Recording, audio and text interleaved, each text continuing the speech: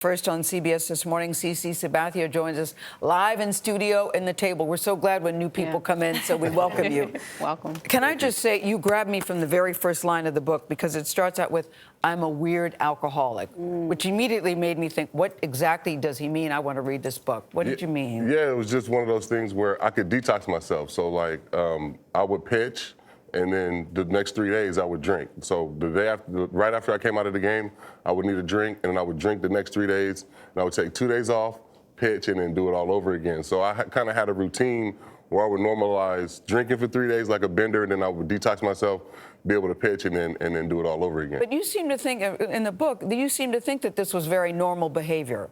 Yeah, I mean, for me, it had become very normal, and it was just part of my routine, and so much so that when I went to rehab, I came out and I was thinking, like, how am I going to do this without alcohol? Because it had become so much a part of my routine that, yeah, I mean, it was a part of, my pitching, I felt like. You know, CC, in the book, you don't sugarcoat anything.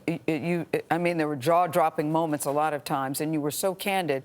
I mean, even when I was reading the piece, about the Jay-Z party and your wedding night, I felt kind of choked up saying it out loud, but yet you sat here and watched it because you seem now to be able to tell the story with no fear and no shame. Yeah, I mean, it's no problem for me to tell the story. And like I told you before, I had normalized all this stuff. So for me, people read the book and it's jaw-dropping stuff, but for me, it's just my life and it's normal. And I didn't think people would think it was interesting or fascinating. It's just, something that I had dealt with and knew that I was alcohol dependent from the first time I had a drink when I was 14 years old. When you had your first drink? When I had my first drink and just had dealt with it and kind of, like I said, just normalized everything and, just kind of went on with my life, alcohol dependent and just trying to deal with it. My favorite page was page 215 when you make the decision to go to rehab. You said everybody's rock bottom is different. Mm-hmm.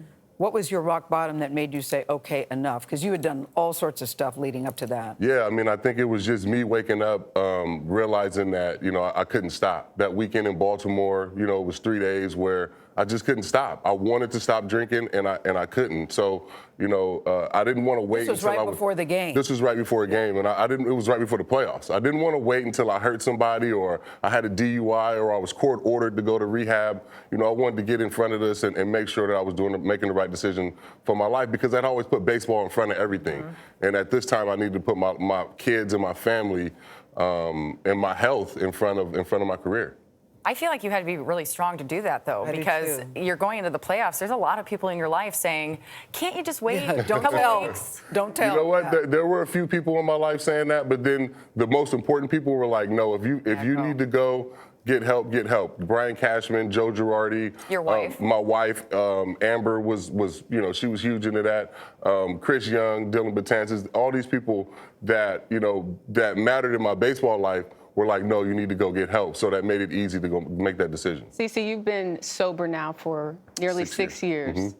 What has that journey been like? And what would you tell other people out there who see someone like you, who have, the money, you have a beautiful family, but yet you were still battling this addiction? I think that's why I wrote the book. I wanted everybody to understand, and that's why I got so candid in my details, is I want everybody to relate, to be able to relate to it. And, you can't have all these things, all the money and all the stuff, but still, struggle with mental health and be alcohol dependent, but you can't get help. The toughest thing about, dealing with alcohol dependency is reaching out and saying that you need help and that you can't fight this alone. Since I was able to do that, the last 6 years have been great. Do you ever? I just want to say something about Amber. Honest to God, I wish Amber was here. Because we all she was a truth teller in your life. Mm-hmm. She really, she put up with a lot, no question about that. What did her support mean to you? And do you think you could have survived what you survived without her? I was so blown away by her as well. Yeah, absolutely not. There was no way that I could have navigated my career without her. Obviously, being married for 20 years and being in the game, her career now being an agent, but just her support meant everything. To this day, still, her supporting me and my family and the kids, the support that I get from them, it lifts me up. It's just everything. It's what keeps me sober. You talk about her a lot in the book and how she had to clean up a lot of your messes. Always. Still to this day. Still now, even sober. Yeah, you also talk about the struggle for black men in this country. You said, listen, being black in this country, it's a stigma. for black men to seek therapy because we think of weakness as a vulnerability. And that's one thing that you wanted to say, that you need to get help when you need to get help. Yeah, it's one of those things in our community where we don't speak up or talk about, alcohol dependency or even, mental health. So, for me to struggle with this for a long time and not feel comfortable enough to get help. I mean, like I said, I knew I had this problem when I was 14 years old, but I'm trying to fight it alone and do all these different things where I probably should have reached out in my 20s and I could have got it under control. So I want people to be able to watch my documentary, watch the story, read the book, and just know my story. Should we and say to something be able about to get help. baseball, guys?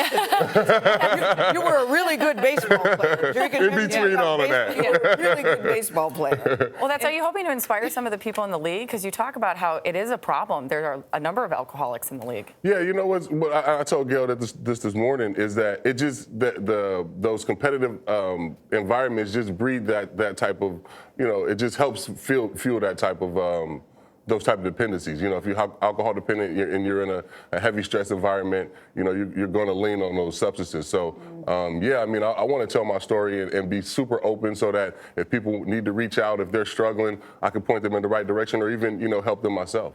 I'm sitting here looking at your left arm because your left arm becomes a character from the streets of Vallejo to the mound of Yankees. Can we get a picture of your left arm?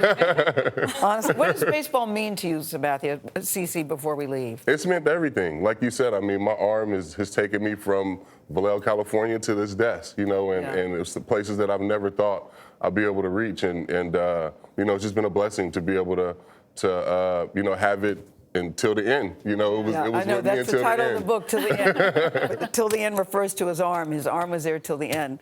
Thank you so much for coming. I think your book will help many. I think it's, like Jamie said, very brave and courageous to tell the stories that you did in the detail that you did. Thank you. Absolutely. Cheering you on always, always. The book, Till the End, goes on sale tomorrow wherever you like to buy your books.